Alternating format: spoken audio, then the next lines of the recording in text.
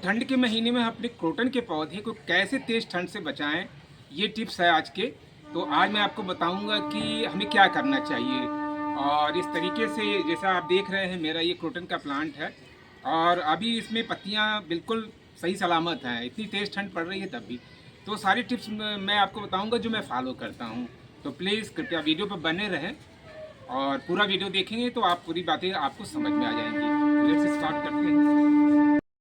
दोस्तों, जाड़े का मौसम क्रोटन के पौधे के लिए एक तरह से बहुत मुसीबत भरा मौसम होता है, क्योंकि इस मौसम में क्रोटन के पौधे को बचा पाना बड़ा मुश्किल होता है, क्योंकि बहुत तेज़ी से इसकी पत्तियां झड़ने लगती हैं।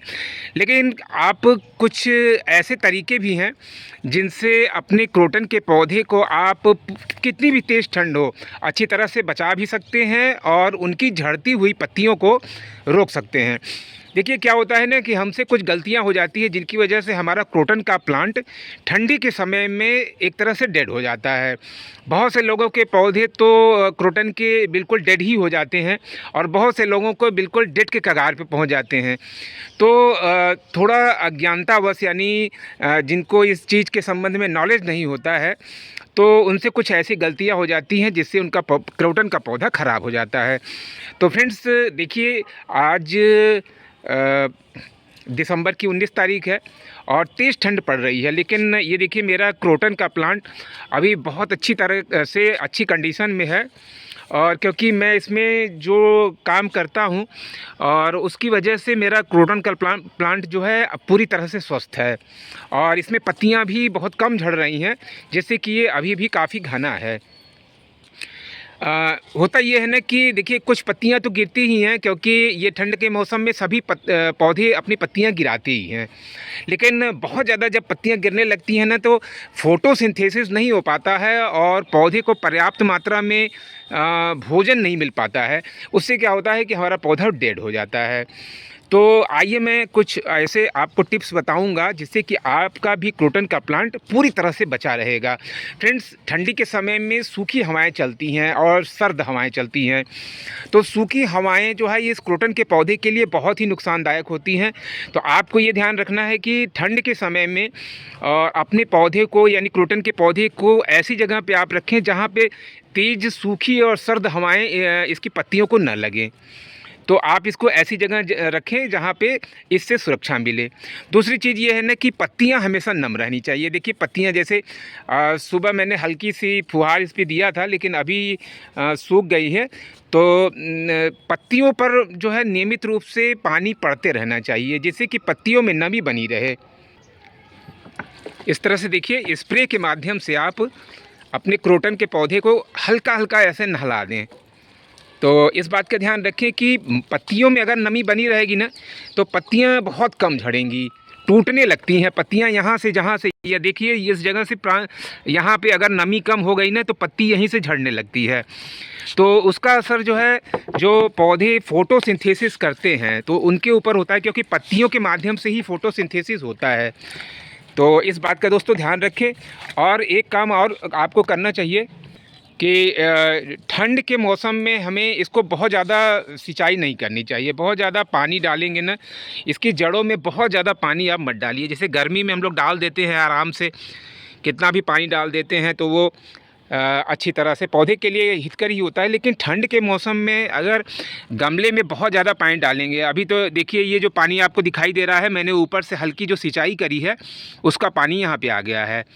तो इस बात का आप ध्यान रखें कि ठंड के महीने में जब तेज़ ठंड हो और उस समय सिंचाई की मात्रा कम कर दें। जब मिट्टी बिल्कुल सूख जाए तब जा कर के उसमें थोड़ा पानी आप डाल दें। अगली चीज़ ये है दोस्तों कि देखिए आजकल रात में पाला पड़ता है, यानी जब बहुत ज़्यादा ठंड हो जाती है तो पाला पड़ता है और साथ ही साथ कोहरा। तो कोहरा जब यहाँ पे जैसे पानी की बूंदें जब इकट्ठा हो जाएंगी ना, तो ठंड की वजह से वो पानी की बूंदें थोड़ा जमने लगती हैं और ये पौधे के लिए बहुत ज़्यादा नुकसानदेह होती हैं। तो उससे भी पत्तियां काफ़ी मात्रा में झड़ना शुरू हो जाती हैं। तो इस बात का भी आप ध्यान रखें कि पौधे को आपको ऐसी जगह पे रखना है, ख़ास तौर से रात में जब पाला पड़ने की संभावना हो। तो आप किसी शेयरिंग एरिया में इसको अपने पौधे को रख दें। और जाड़े के समय में देखिए धूप की मात्रा भी कम हो जाती है, तो जब भी धूप निकले तो अपने पौधे को थोड़ी देर के लिए धूप में भी ज़रूर रखें। तो ये टिप्स आपको ज़रूर काम की होगी अपने क्रोटन के पौधे को बचाने के लिए। और एक चीज़ और है, ठंड के महीने में वैसे भी ये क्रोटन का प्लांट जो है वो डॉर्मेंसी की कंडीशन में चला जाता है, यानी डॉर्मेंट पीरियड उसकी होती है, तो उस समय इसमें ग्रोथ नहीं होती है। और जब ग्रोथ नहीं होती है तो आप इसमें गोबर कंपोस्ट या वर्मी कंपोस्ट इस तरह के कोई भी फर्टिलाइज़र या DAP या कोई भी इस तरह के फर्टिलाइज़र आप न डालें, ध्यान रखें। लेकिन थोड़ी मात्रा में आप इसमें अगर हल्दी डाल देते हैं, यानी हफ्ते में एक बार, ये देखिए दोस्तों, ये थोड़ी सी मात्रा में अगर आप हल्दी इसमें डाल देते हैं तो बहुत ज़्यादा इसको फ़ायदा पहुंचेगा, क्योंकि हल्दी में होती है गर्मी और इसकी जड़ों को मिलेगी गर्मी और बहुत बहुत काम करेगा ये। तो हल्दी डाल करके आप देखें दोस्तों, बहुत ही ज़बरदस्त उपाय है ये अपने क्रोटन के प्लांट में। तो इसकी जड़ों के आसपास आप इस तरह से हल्दी डाल दें। तो ये हल्दी डाल देना है। और एक चीज़ मैं और इसमें रिकमेंड करूँगा जो कि आप डाल सकते हैं, वो है नीम की खली। ये आप लोग मेरे हाथ में देख रहे हैं, ये है नीम की खली। तो बस ये थोड़ी सी हल्दी और ये नीम की खली हफ्ते में एक बार आप अपने प्लांट को ज़रूर दे दें। इसके सिवा दोस्तों आपको और कोई भी फर्टिलाइज़र इसमें नहीं देना है। जैसा कि मैंने बताया है कि इस समय पौधा इसमें डॉर्मेंसी पीरियड रहती है, यानी इसमें कोई ग्रोथ वगैरह नहीं हो पाती है। तो जब पौधे में ग्रोथ होने की चांसेस न रहें तब उस समय फर्टिलाइज़र न दें, खास तौर से डॉर्मेंसी पीरियड में। कहा जाता है ना कि जब कोई आदमी सो रहा है तो उसको भोजन कराना वो ठीक नहीं रहता है। बस हमें उसके सोते हुए आदमी की सुरक्षा करनी होगी कि बस वो बचा रहे।